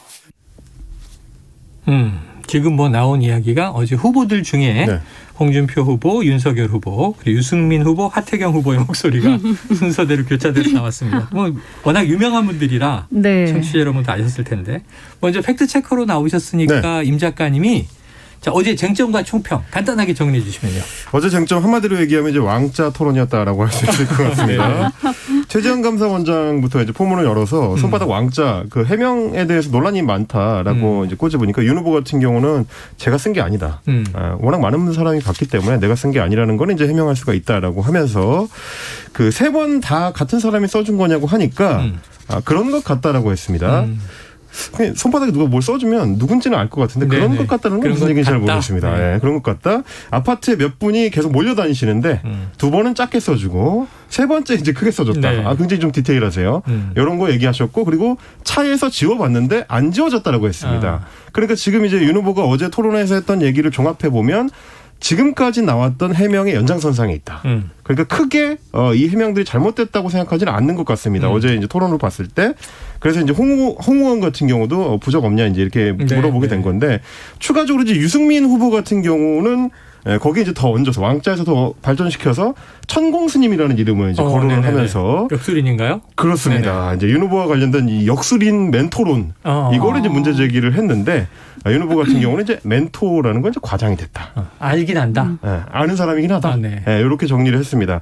이건 사실 이제 그동안에 그 다른 언론 보도들, 뭐 조선일보라든지 중앙일보를 통해서 윤 후보가 이제 어떤 자리에 갈 때 종종 관상가나 역술가들의 이제 흔적이 보인다라는 보도들이 나왔었기 때문에 부정은 하지 못하는 것 같고 깊은 영향을 받은 관계는 아니다라는 정도로 정리를 했다. 보시면 되겠습니다. 왕자 논란. 자, 이 의원님은 정치권에 계시니까 네. 이런 사안들이 아니 간혹 또 이게 가십처럼 나오기는 해요. 선거 때마다. 네. 역술인 논란이라든가 뭐 또는 뭐 부모님 묘를 옮긴다든가 이사를 한다든가 가회동에 자리를 잡아야 네. 대선에 뭐 된다든가. 어떻게 보세요? 어떻게 보십니까 이 논란? 뭐 저는 세대 차이인 것 같은 느낌도 좀 들고요. 사실은 좀 이해가 안 가요. 이해가 안 간다. 네. 뭐 이런 얘기들이 오간다는 얘기는 들었는데 저는 이해가 안 가고요. 네. 그리고 아크로비스타 네네네. 하고 그렇죠. 조금 와닿지 않고요. 윤 후보가 사는 곳인데 네. 여기 이제 동네 뭐 주민이 타워 팰리스 비스무리한 네. 것이잖아요. 네. 여기 계시는 분들이 글쎄요. 동네 주민들이 몰려다니면서 굳이 손바닥에 이 왕자를 써줬을까? 아마 의원님 말씀은 그건 것 같아요. 이게 그냥 이렇게 개방돼 있는 어떤 그 예전 같으면 이제 시골 동네 이런 데 같으면 어르신들이 이제 지나다니시다가 성렬이 일로 와봐라 해가지고 이렇게 손바닥에 뭐도 써주시고 그럴 수가 있는데 지금 설명해 주신 것처럼 아크로비스타는 진짜 고급형 맨션형 아파트거든요. 서로 별로 안 친하시죠? 그러니까요. 옆에 누가 사는지 모르는 건데.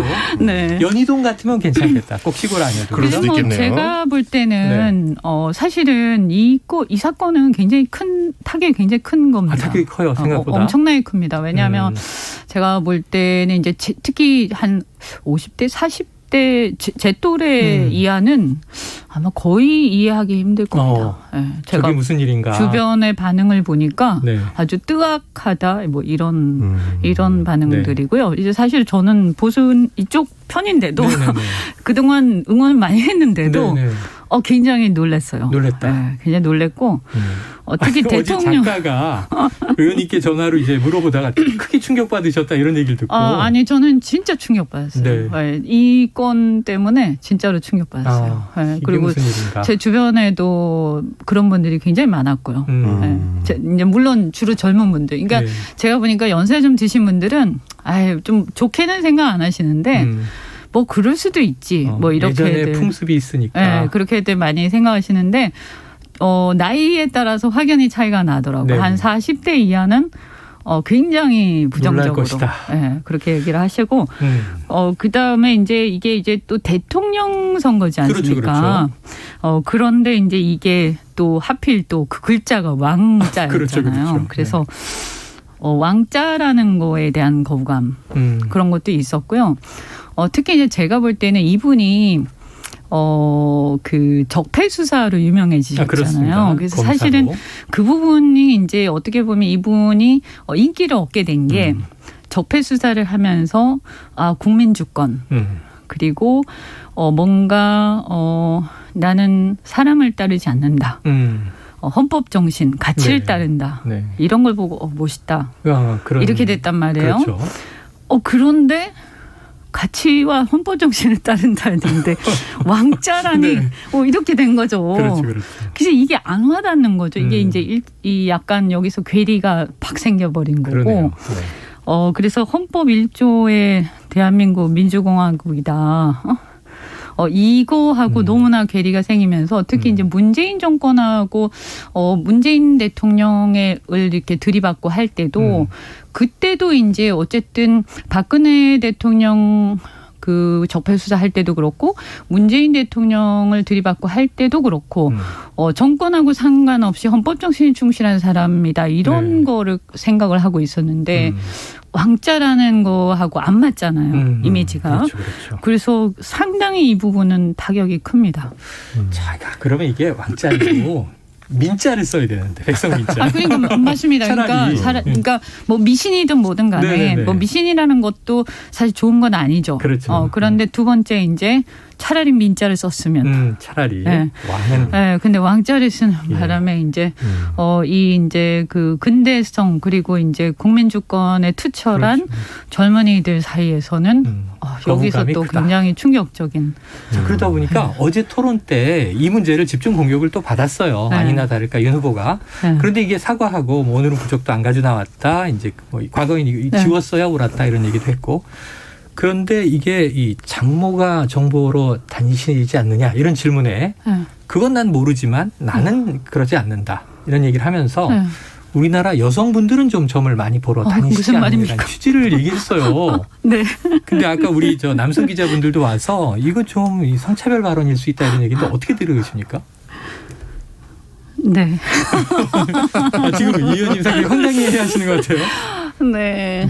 남자분들도 네. 똑같죠. 그거는 그쵸? 그건 저는 뭐 세대 차이 얘기하면 뭐 있을 수 있는 얘기인데요. 아, 세대 차이는. 네, 그러니까 이제 옛날 분들은 그런 어떤 구습이죠, 구습. 네, 네.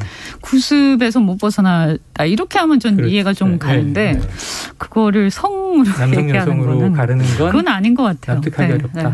의원님 그럼 전체적으로 보면 어떨까요? 이게 사실 이제 왕자 논란이라는 게 지금 평자들 사이에서 얘기하는 거는 처음부터 그냥 솔직하게 내가 일종의 징크스가 있어서 뭐 그런 거 좀 써주시는 분들 덕을 좀 봤습니다. 마음의 위안. 이렇게 했으면 그냥 넘어갔을 수 있는 하루짜리 이제 이슈인데 이 해명을 하는 과정에서 자꾸 좀 더 사안이 커진다. 이번에도 뭐 짚어주신 것처럼 이제 여성분들한테 이제 공을 넘기는 바람에 왜 자기 해명에 이제 그런 걸 동원하느냐, 혹은 뭐 대변인들마다 왜 해명하는 내용이 다르냐, 이제 이런 얘기가 나옵니다. 손가락 위주로 씻어서 손바닥은 안 지워졌을 수 있다 이런 얘기 등등. 그러니까 이제 논란이 더 커졌죠. 네, 그러니까 이제 어차피 맞을 수밖에 없는 거예요. 이거는 뭐 어떻게 또 좋은 얘기 들을 수는 없는 거예요. 그리고 굉장히 충격을 받았을 거고 사람들이 많이 마이너스가 될 수밖에 없는 건데, 근데 하루 맞을 거를 뭐 한 사흘 나흘 맞는 거죠. 결국은. 네. 그리고 많이 회자가 될수록 더 많은 사람들이 알게 되는 거고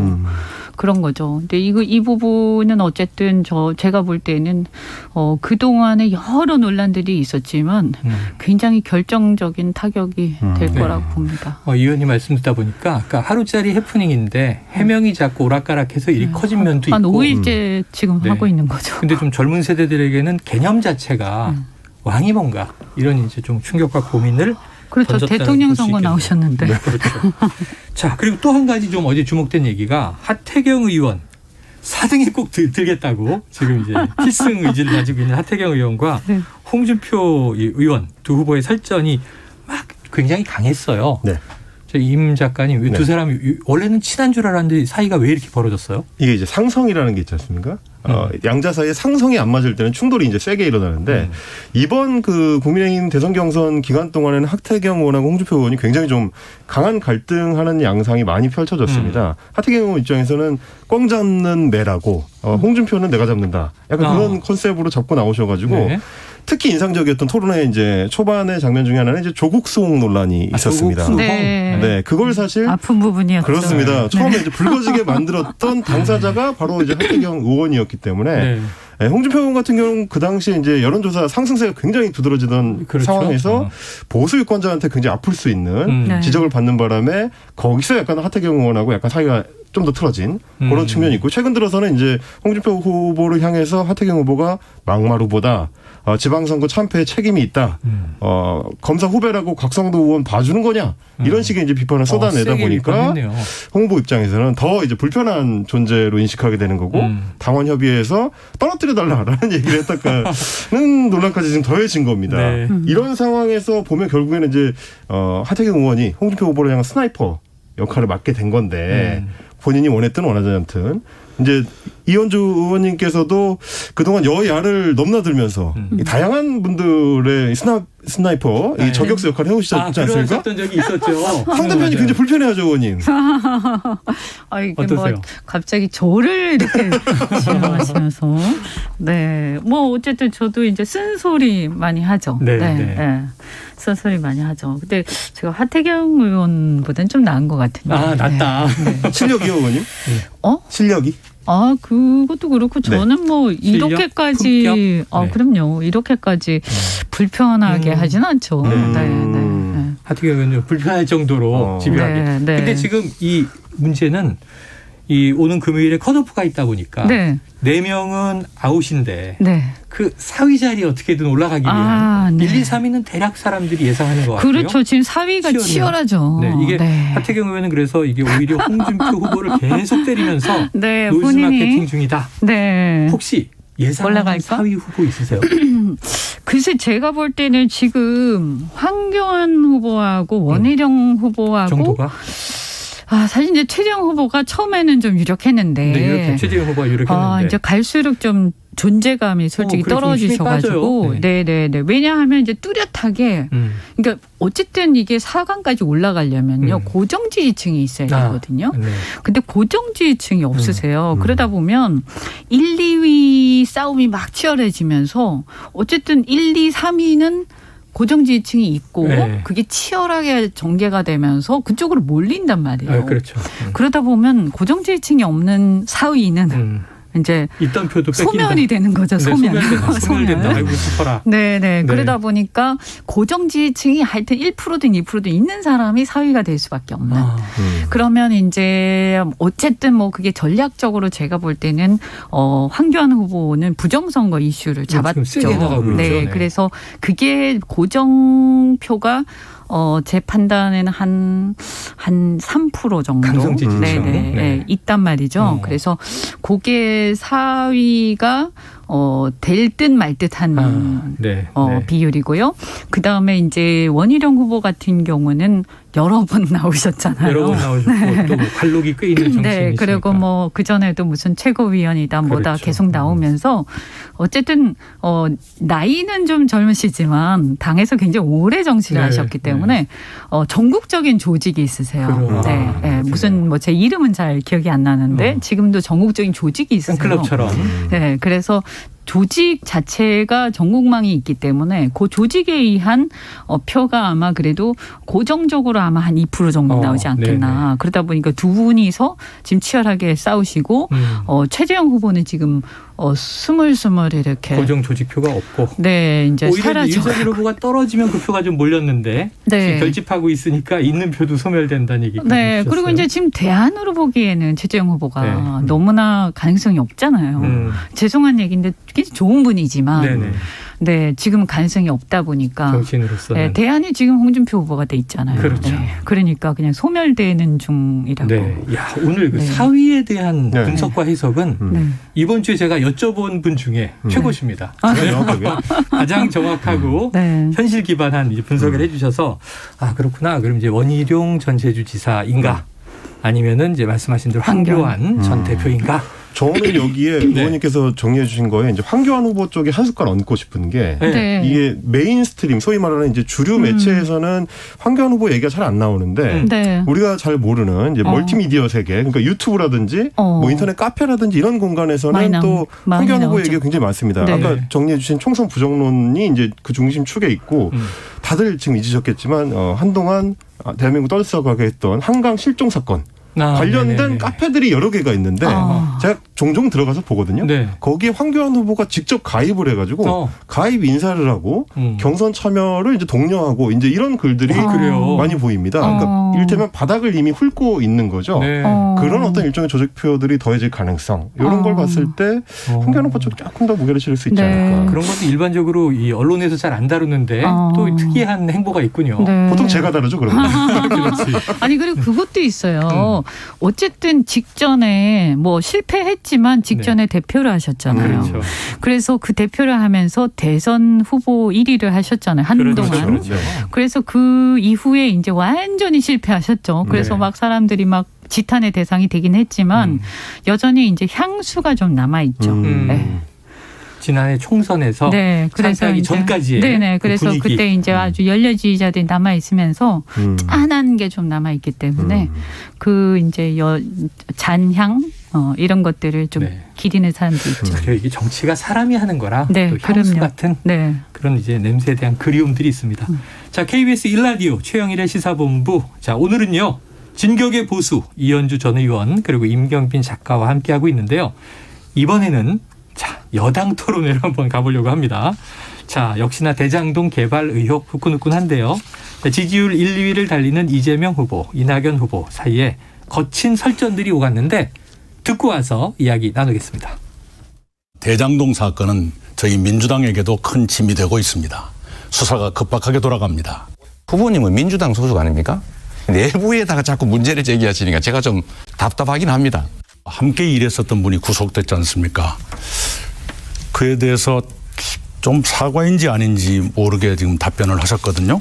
전남지사 하시고 뭐 국회의원 하시고 총리 하실 때 그 휴하에 얼마나 많은 사고가 납니까? 이재명 후보는 대장동 개발업자들의 고수익 배경을 이낙연 후보와 연관짓기도 했습니다. 총리 하시는 동안에 집값이 폭등을 해가지고 본인의 잘못 인정하시고 계신데 땅값이 올랐다 그러시는데요. PF라든가 설계는 그 이전에 이미 이루어진 것이죠. 네, 지금 이낙연 후보, 이재명 후보 두 사람이 설전을 듣고 오셨는데요.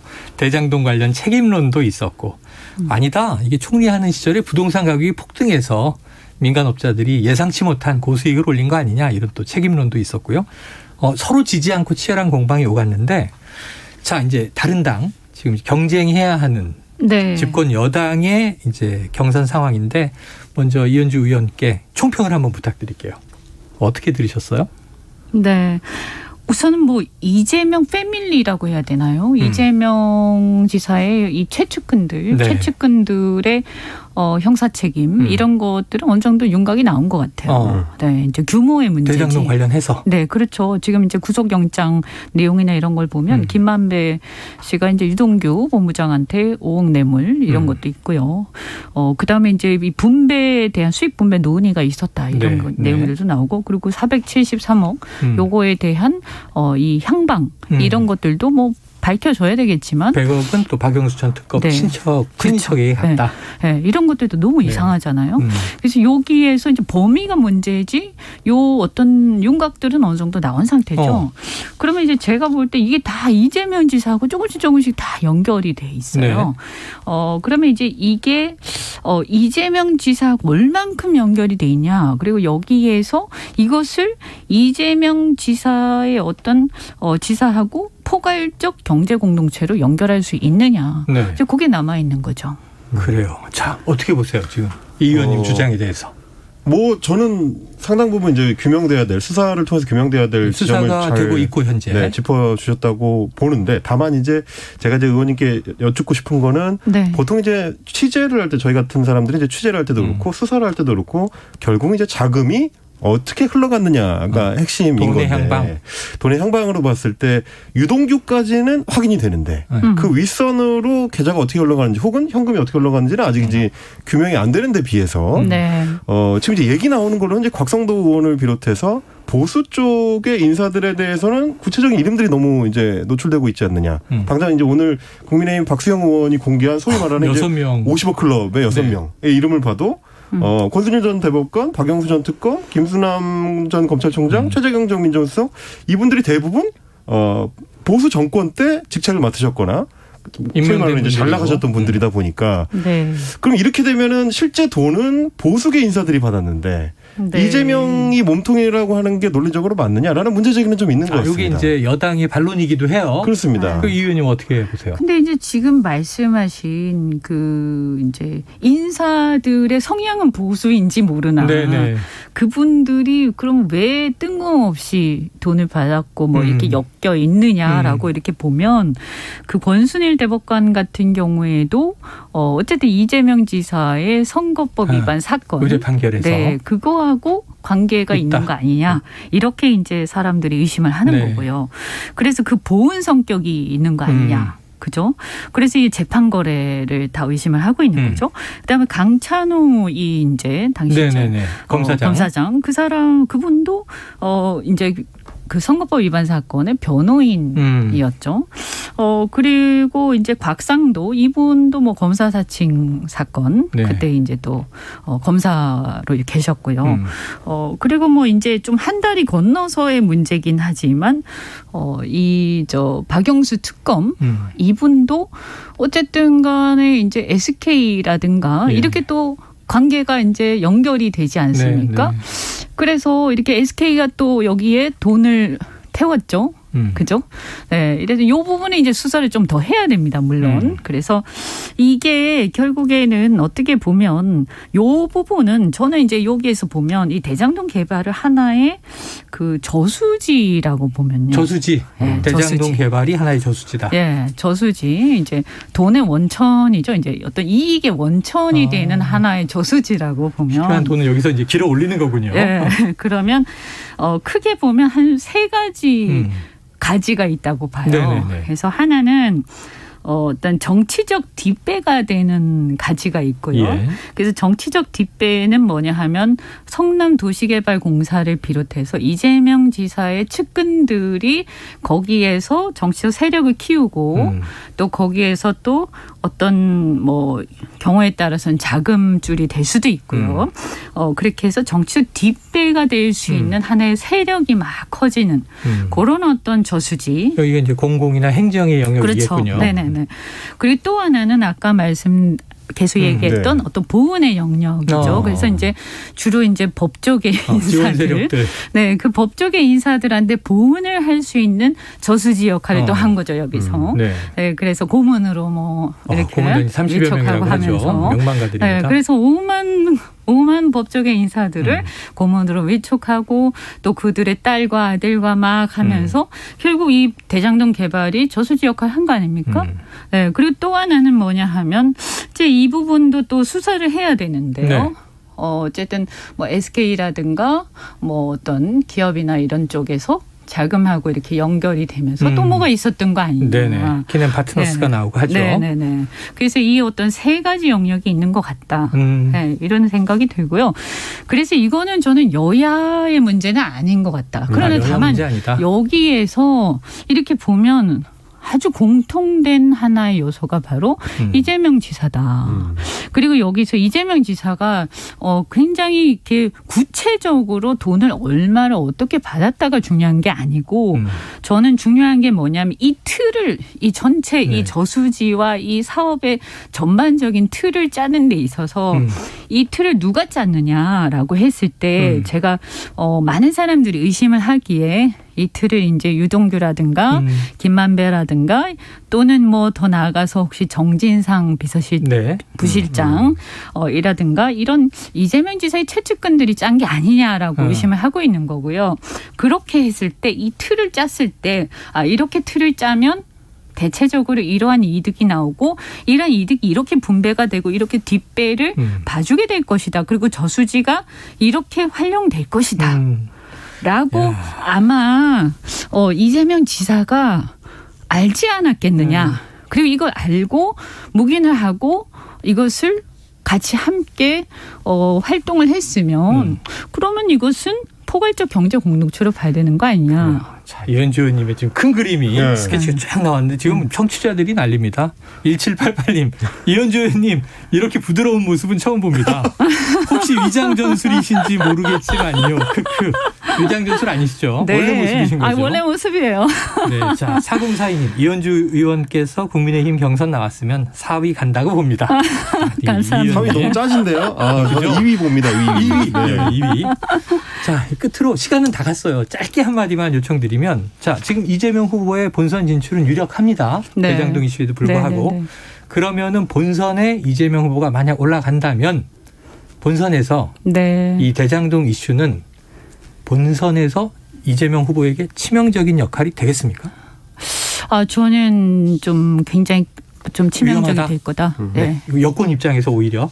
네. 그럼요. 그리고 아까 말씀드린 것처럼 이게 끝이 아니다. 끝이 아니다. 네. 그리고 굉장히 이게 크잖아요. 네.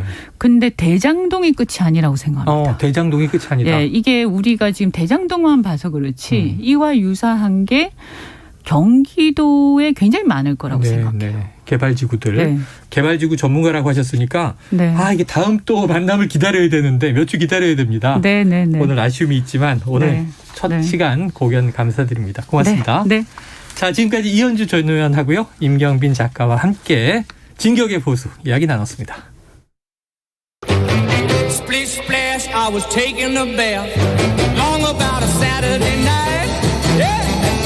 점심 먹고 유쾌한 시사 디저트 한 입. 최영일의 시사본부. tub, I put my feet on the floor. I wrap the towel around me and I open the door. And in a splish splash, I jump back in the bath.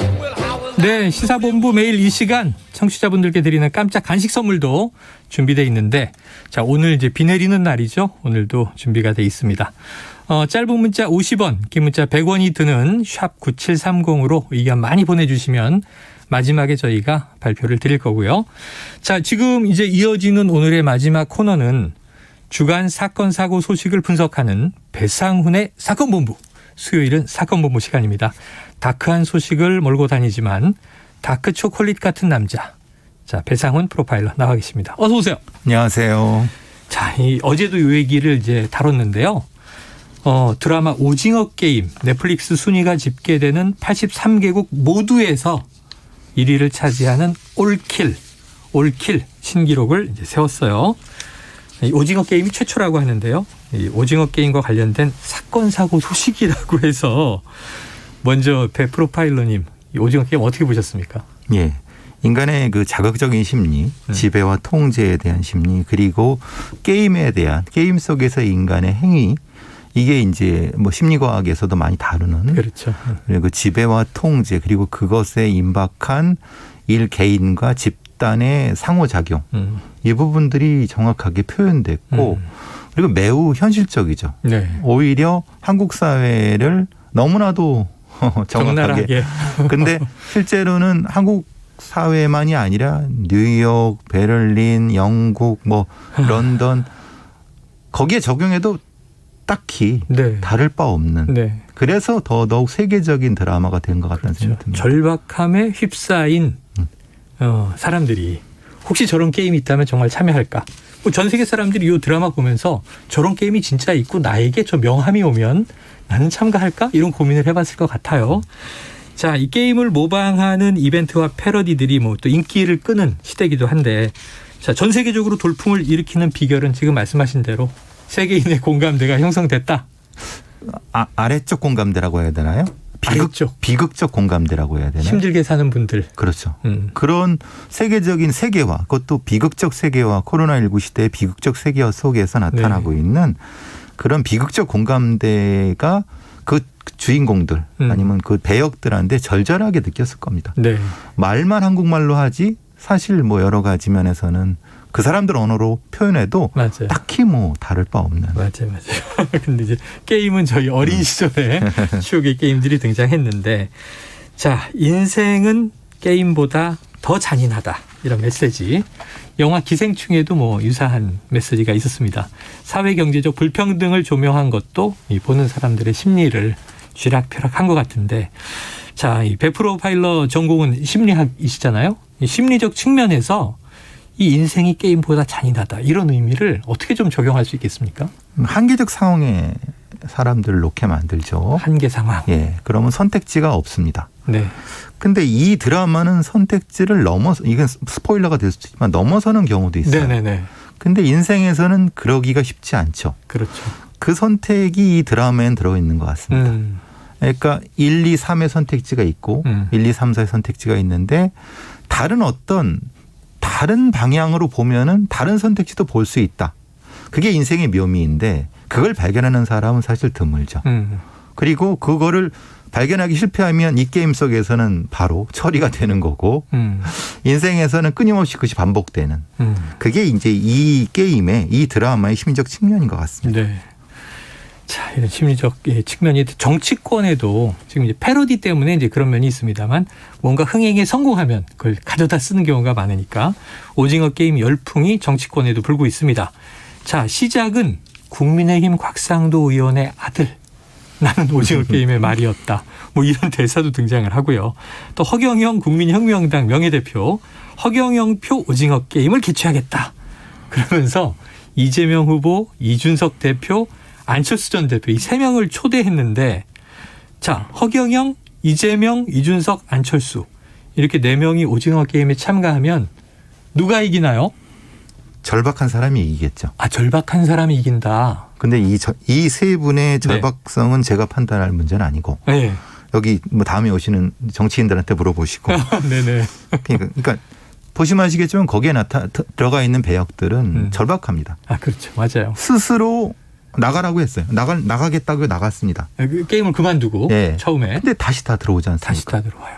그거는 뭐냐면 현실이 그만큼 게임을 다시 할 만큼 절박합니다. 절박하고 암울하다. 근데 이분들은 게임을 다시 할까요? 아, 그러네요. 모르겠습니다. 대선 게임은 또 자꾸 나오시더라고요. 그러니까요. 그러니까 이분들한테 적용이 안 될 수도 있습니다. 왜냐하면 이분들한테는 다시 기회가 있지 않습니까? 아, 글쎄. 근데 이게 대선이 절박해서 나오는 게임, 오징어 게임하고 또 비교할 문제인가 하는 걸 좀 생각해 보도록 하고요. 자, 청취자 여러분께서는요, 최영일의 시사본부, 배상훈의 사건본부 함께하고 계십니다. 오늘 간식 PD님이 이제 전가를 날려왔습니다. 화끈한 불땡 볶음면. 어우, 비 오는 날씨에 그냥 딱 붙는 메뉴인데요. 짧은 문자 50원, 긴 문자 100원이 드는 문자 샵 9730. 자, 배상훈 소장님 남은 이야기 들으면서 의견 많이 보내주시기 바랍니다. 자, 얼마 전에 오징어 게임 속에 전화번호가 노출이 돼서 피해자가 나왔습니다. 당시에 허경영 명예대표가 해당 전화번호를 1억에 사겠다 이런 얘기를 하면서 또 화제가 됐어요. 자, 이게 경찰서로 가면 이게 어떤 쟁점이 되고 어떻게 해결되는 겁니까? 그 자체는 개인정보보호법에 위반이 될 수 있는 거고요. 개인정보보호법 위반. 근데 보통 이제 이런 영화를 찍을 때는 영어위원회라든가 이런 데서 통신사에서 그 가짜 번호를 미미의 번호를 걸어도 없는 번호. 예, 그런 걸 제공해 준다고 하는데 글쎄 왜 이 제작진에서 그랬는지 모르겠고. 거의 실수네. 실수인데 이게 의도한 것인가 아니면 의도치 않은 것인가. 그렇다고 뭐 제작진 번호도 아니었던 거잖아요. 그렇죠. 네. 원래는 제작진 중에 하는 사람 거를 쓴다고 했나 봅니다. 근데 그게 어떻게 잘못됐는지 모르겠지만은 그렇게 돼 갖고 이건 사실 심각한 개인정보 침해가 될 수 있고. 어우, 이게 전 세계에서 1위 하는 드라마에 전화번호가 노출됐으니까. 그러니까 저 다른 나라에서도 전화가 올 수 있는 거 아닙니까? 올 수 있죠. 국제 전화로. 근데 이제 개인적으로 이게 법적으로 가면은 손해배상 문제가 되고 형사적으로는 크게 처벌받지는 않을 겁니다. 우리나라의 관례상. 네. 민사적으로 가면은 또 이것도 크게 우리나라의 관례상 크게 이게 민사소송 자체가 큰 액수가 되지 않아 갖고 지금 상으로는 뭐 그 관계자랑 당사자가 지금 어느 정도 합의가 이루어진 것 같기도 하고 아니면 그래요. 이루어지는 중인 것 같기도 한 지금 뭐 그 과정 중에 있는 것 같습니다. 해결됐다는 얘기는 아직 안 나오니까. 이건 뭐 개인 그 전화번호 주인의 판단이긴 하지만 그렇죠. 예. 유명한 정치인이 1억의 그 보소 사겠어 그러면 저는 고민이 좀 될 것 같은데요. 네. 자, 그런데 여기까지는 그냥 드라마인데 현실에서는 이제 그냥 드라마라고 할 수 없는 게 저 이 이야기 듣고 충격받았어요. 실제로 최근 5년간 우리 사회에서 실종된 성인이 800명이 넘는다. 그럼 오징어 게임 참가 인원이 이제 456번이 끝이었으니까 무려 2배 가까운 수치인데 이건 어떤 일입니까? 실제로 이제 우리가 뭐 실종으로 신고되지만 대부분은 가출, 자발적 가출로 처리가 되는데요. 네. 지금 800명이라고 하는 것은 자발적 가출이 아닌 것으로 확인돼. 말하자면 연락을 해서도 확인이 안 되는. 네. 그래서 보통 몇 년 전까지도 일본에서는 인간 증발이라는 개념을 썼고요. 무서운 얘기네요. 예, 스스로 사회적 연을 다 끊어버리는 겁니다. 네.